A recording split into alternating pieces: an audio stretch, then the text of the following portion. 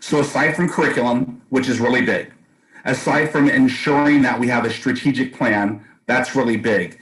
The other issue I spoke of a little bit is about assessment. And it's not only assessment of our teachers, of our administrators, of our leaders, which are very important because they set the tone for how we perform. But to that point, a huge, I guess, initiative for me would be to assess our programs. If we're at 61% on English language and language arts, and we're at 50 or 51% on math, and 44% of students performing to their grade, that is something I want to dig into. As you said, Doctor, getting to the root cause. Why are our results so bad when we have such highly educated teachers? And I believe highly capable. We need to look in, and we call this human performance technology in my business. You trace that down to the root cause of what's going on. Is it internal? Is it external? Do we need to partner more with parents? What can we do to ensure that our children are meeting the grade level academic standard? That is important to me. But in order to do that, we have to conduct an in-depth assessment as to how our education programs are performing. That's just one, and that's a biggie. The other one is parents, ensuring that parents have a voice. Now, we could say that, but I guess I say facta non verba, deeds not words, right? I'm a talker, but I'm more a doer. So as a board director, I would work with my fellow board members to establish a committee on the board, a committee of parents, and parents would rotate in every 3 to 6 months. We could set that up based on what the parents want. So every 3 months, this board committee that represents the parents in our community, they have direct access to the board. And we're just not limited to a few parents. That's why we rotate our parents through these committees every 3 to 6 months, so that all parents have an opportunity to participate. And the purpose of that committee is this, that parents have a direct voice to the board of directors who are ultimately responsible for A, reporting back to the community, parents, B, ensuring that the curriculum is appropriate for our children, C, to ensure that we are delivering on the promises that we made during the times that we campaigned. Are we doing what we're saying? We need to be held accountable. This committee will ensure that we're held accountable. It gives parents a direct voice to the board of directors. So we have accountability. We have assessment as to how we're doing. And real quick on that, key performance indicators. If we're going to say we're going to do something, how do we know we're doing it well? We cannot wait until testing. We need to have more on-site testing to ensure that we're performing to the standards that we set. Because if we're not, we need to make an adjustment so that we're continually on a path of improvement.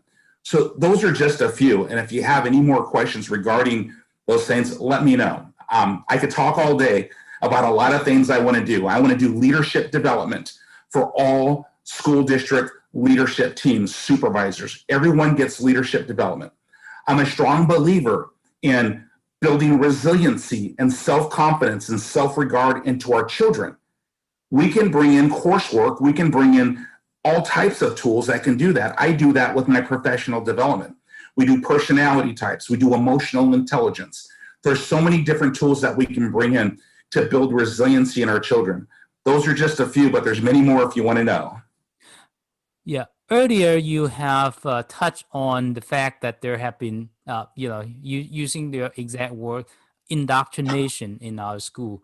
So how do we bring it back to where the idea that you had, the school teach them the knowledge and leave to the parents to teach them the value? Yes, beautifully said. So this will surprise you. Our school district does not have a code of ethics for teachers and administrators. There's no code of ethics.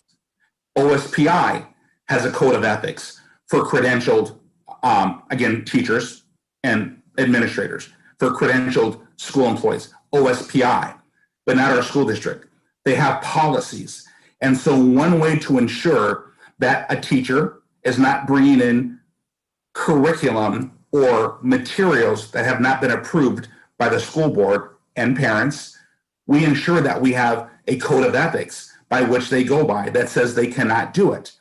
And if they are doing it, then that would be an incident that is reported by the parent, and they will be heard because they have a parent committee that can report directly to the school board, just in case that concern does not make it through the superintendent to the school board. And so if there's an incident, now that we have a code of ethics, we can hold that teacher or that administrator accountable if they violated the code of ethics. And of course, you have to do your due diligence. We have to make a fair investigation of the incident and see, did this occur? What did they do? But again, we have a code of ethics, and we should have a policy and procedure that tells us not only you're not allowed to do this, but what we are going to do if we do have someone who violates the code of ethics or violates the policy. Accountability. Mm-hmm. But the union tend to protect the teachers. Let's say we all know that the union is not just about the teachers' benefit, but also they have their own political leanings, what they wanted to push. So if in the name of protecting the teachers' rights, but they are actually protecting the teacher in terms of doing those bidding of the indoctrination, how do you counter that? And that is not hard. It's not as hard as you would think. Again, we have the bargaining agreement. And as someone who's a subject matter expert in human resources and human resources management, labor relations, it's in my wheelhouse. That's what I do. Also a nationally certified mediator. So I've mediated grievances, right? And so I have an understanding of unions, union grievances, the methodologies and the mechanisms around unions. So to your point, our bargaining agreement has stipulation that says that teachers must perform to school policies, school procedures, and a code of ethics. And so if it's already been instituted, it's in our policies, in our procedures, and it's part of our code of ethics, that means that bargaining agreement is built around that. It doesn't exempt a teacher from obeying the rules. So the bargaining agreement is initiated to protect teachers to benefits, make sure they have a fair wage and salary, make sure they have the necessary resources they need to be successful, and they should have that. We should not have a union to have to do that. We should all support our teachers and our administrators. We should all have that responsibility of making sure that they have everything that they need. Now, that being said, this is how we ensure that that indoctrination doesn't happen, because again, just because you're in the union does not exempt you from obeying the rules. We just have to make sure that those rules are established. We have a code of ethics, we have a policy on it, and we have a procedure on how to execute on that policy.